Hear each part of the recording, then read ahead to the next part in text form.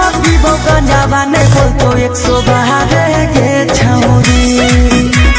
भर के चिलम पीबो गंजावा ने रोकतो 112 के छौरी भर सावन रहबो भंगिया गांजा के सहारे के छौरी भर के चिलम पीबो गंजावा ने बोलतो 112 के छौरी भर चिलम पीबो हम गंजावा ने रोकतो 112 के छौरी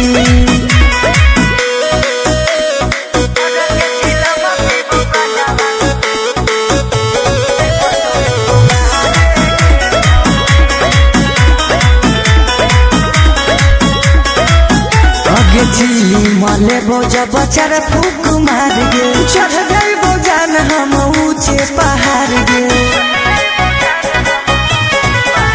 अगे चिली ले बोझा बचार फूक मार गे चढ़ गई बोझान हम ऊंचे पहाड़ गे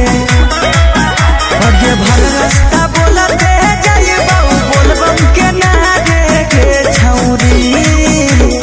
भर के चिलम पीबो गंजावा ने बोलतो 112 के छौरी भर चिलम पीबो हम गंजावा ने रोकतो 112 के छौरी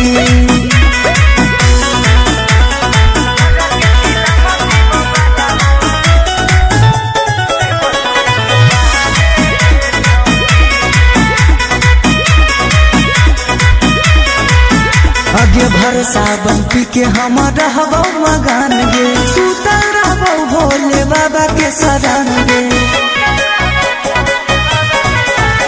गे भर सावन पी के हम रहबो मगन गे सुतल रहबो भोले बाबा के शरण गे अगे बिकी सौरभ जाई ताऊ कोई डाला बाबा के दुआरे के छौरी भर के चिलम पीबो गंजावा ने बोलतो 112 के छौरी